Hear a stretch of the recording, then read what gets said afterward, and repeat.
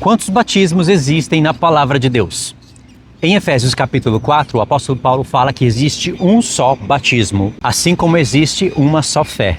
Um só Senhor, um só Deus e Pai de todos. Só que em Hebreus capítulo 6, está escrito que existe a doutrina dos batismos, plural. Então existe pelo menos mais que um. Qual dos dois textos estão corretos? Os dois textos estão corretos.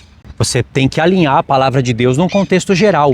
Primeiro, se batiza nas águas, que se chama batismo para o arrependimento. E isso não é coisa somente de João Batista, não é coisa somente dos apóstolos que fizeram isso no Novo Testamento, porque eles estavam atrasados em entender a revelação de Deus. Isso é obra de Deus. Batismo de arrependimento, não precisa de imposição de mãos, é um testemunho visual para todos e é a primeira obra da fé.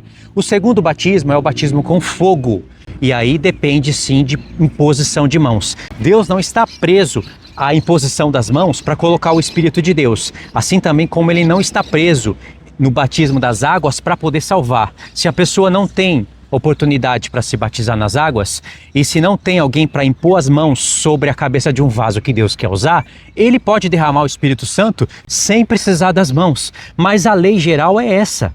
Quando pode ser praticado, deve ser praticado e Deus leva isso em conta. Então aqui você já tem dois batismos, um com água e o outro com fogo.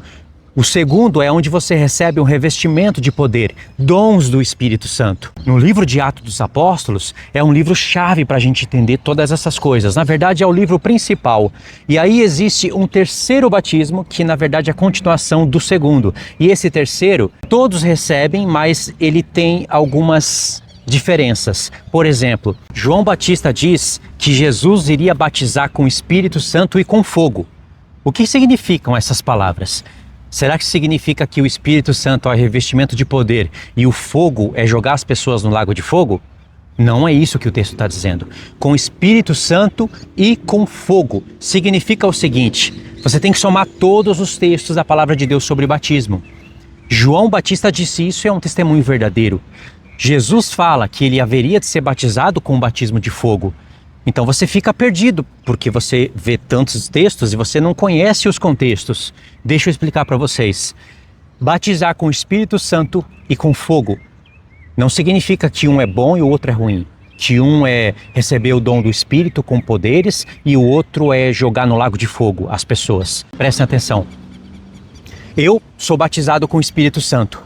Evidências. Eu posso receber dons, cura, dons da palavra, dons de ensinamento. Posso falar em línguas se realmente essas línguas forem de Deus, forem línguas que servem para a edificação da igreja, e isso só vai acontecer se houver interpretação. São evidências do batismo com o Espírito Santo, que é fogo. Agora, o Espírito Santo ele vem sobre nós e ele não vem trazendo apenas dons e presentes. Ele traz também uma provação dentro de você, que é a luta da carne contra o Espírito. Se você soma o que está escrito em Romanos 7 e o que está escrito em Gálatas 5, você vai ter um conflito da carne contra o Espírito. O Espírito Santo de Deus foi enviado no nosso corpo mortal para fazer a gente travar uma luta contra o pecado, que é a transgressão da lei. E para isso você precisa de obras, renúncia, chorar, insistir, se levantar, orar, fazer tudo o que é possível para você não se contaminar com esse mundo. E é um fogo que está dentro de você. Aí é uma provação. Assim como o Filho de Deus foi provado, nós também precisamos ser provados. Cada um é provado em um nível. O apóstolo Pedro também dá para a gente um texto-chave. Ele fala para a gente não estranhar um fogo dentro de nós que vem com a intenção de nos provar, como se coisa estranha estivesse acontecendo. Que realmente quando nós estamos sendo provados de uma maneira onde a gente acha que não tem como resistir, a gente acha injusto, estranho, que não pode ser, eu não consigo, já tentei. E a gente vai tentando se enganar com esses argumentos. Mas o apóstolo Pedro diz que esse fogo que surge dentro de nós, ele vem com a intenção de nos purificar. Aí ele traz o exemplo da fé e do ouro. Ele fala assim como o ouro é purificado pelo fogo, quando é aprovado, né? É provado e é purificado pelo fogo, a fé também, quando ela é provada e aprovada por Deus, ela é mais preciosa do que o ouro que passa pelo fogo. E que fogo é esse que vem para nos provar, para nos aprovar, para nos fazer vencer e para a gente ser achado mais valioso do que o ouro, que é a nossa fé, que traz a salvação? É o Espírito de Deus. Isso é o batismo com o Espírito Santo e com fogo. Esse fogo pode trazer uma aprovação para nós durante a nossa vida, mas não significa que a gente às vezes precise negar a nossa própria vida diante da espada, diante da morte, porque é através de muitas tribulações que você vai herdar o reino dos céus. Jesus fala, com muito esforço que se herda o reino de Deus, mesmo ele tendo feito a expiação pelos nossos pecados, mesmo ele tendo feito o que nós não podemos fazer, ainda assim precisa de muita dificuldade. Pedro fala, se é com dificuldade que o justo entra no reino de Deus, aonde comparecerá os ímpios? Então veja, dificuldade, tribulação, provações para você herdar o reino. Mesmo com o sacrifício do Senhor Jesus, que é algo que ninguém poderia pagar, algo que ninguém poderia fazer, mas o que nós precisamos fazer, nós devemos fazer. E aí, às vezes, você se torna um mártir.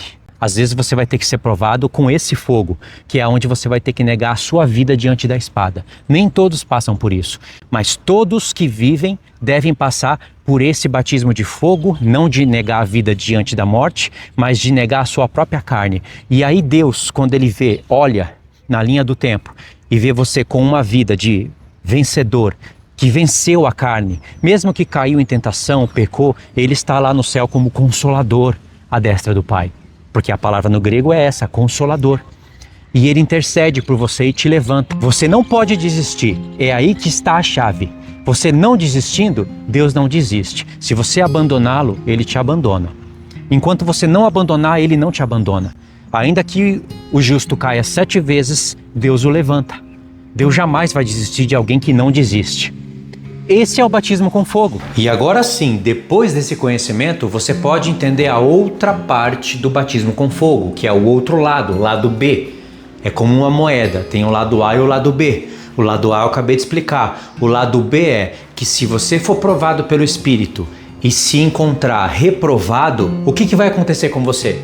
Você vai ser julgado no grande trono branco e vai ser lançado no fogo. Porque se você for reprovado, significa que você virou inimigo de Deus. Paulo fala dessa questão de se tornar inimigo de Deus em Romanos 8. E ele fala justamente daqueles que não guardam os mandamentos de Deus. Não daqueles que não conseguem, se esforçam, mas não conseguem.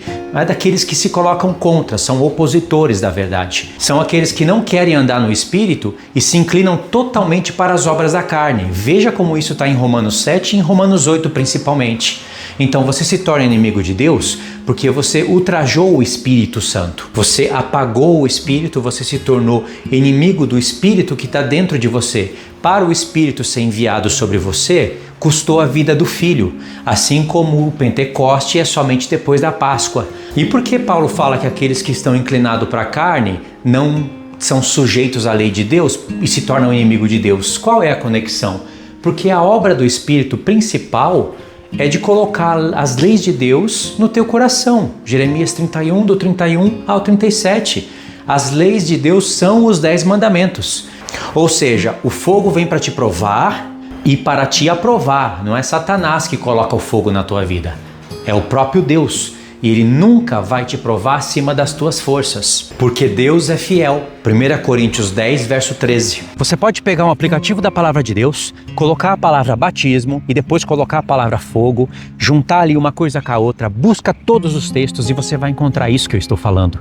E é libertador entender essas coisas. Você conhece a verdade e ela te liberta. E não somente isso, ela te fortalece. Espírito de conselho e de fortaleza. São 2 espíritos dos 7 da menorá. Ou seja, são 7 chamas da menorá, que é chamado pela palavra de Deus de 7 olhos do Senhor e também de 7 espíritos de Deus. 2 desses, espírito de conselho e fortaleza. Significa que quando você tem os conselhos do Senhor, você se fortalece. E quando você se fortalece, você pode aconselhar pessoas e fortalecê-las. Eu tenho esses conselhos do Senhor, me tornei forte e posso fortalecer vocês. Porque quando vocês entendem isso, vocês são libertos. Libertos de várias doutrinas, libertos de achar que é salvo somente pela graça e que não precisa fazer obra alguma, que o Senhor Jesus fez tudo e que você pode, entre aspas, pecar, que Deus vai te perdoar, seja lá como for, basta você confessar. E assim você nunca entende o verdadeiro evangelho, que realmente nos purifica. Porque a palavra de Deus fala também de salvação por prática da lei, de salvação por obras, de vida eterna sendo dada para nós como recompensa das nossas obras, não nossas antes de Cristo, mas nossas obras em Cristo. É Cristo que fez a redenção pelos pecados, a purificação dos pecados, somente Ele poderia fazer, mas essa purificação tem que gerar obras em nós. E as nossas obras que mostram a nossa fé viva, a fé viva que salva, a fé morta não pode salvar. E Tiago fala isso pra gente. Isso é um verdadeiro evangelho. E aqui você entendeu batismos, a doutrina dos batismos, e isso se alinha quando o apóstolo Paulo fala que existe um só batismo. Agora a conta fecha. Um só batismo não significa que você tem que escolher entre água e fogo. É um só batismo, significa que não existem outros tipos de batismo. Não existe batismo de criança, não existe se batizar pelos mortos, não existe outros tipos. Existe esse. Só que esse batismo, ele gera uma sequência. É como o apóstolo Paulo dizer, existe um só Deus e um só Senhor. Nós sabemos que Jesus é Deus e que o Pai é Deus, e que os dois, eles são o mesmo por causa do mesmo Espírito. Eu posso usar até a linguagem trinitariana. Eles são distintos porque um é visível, o outro não é.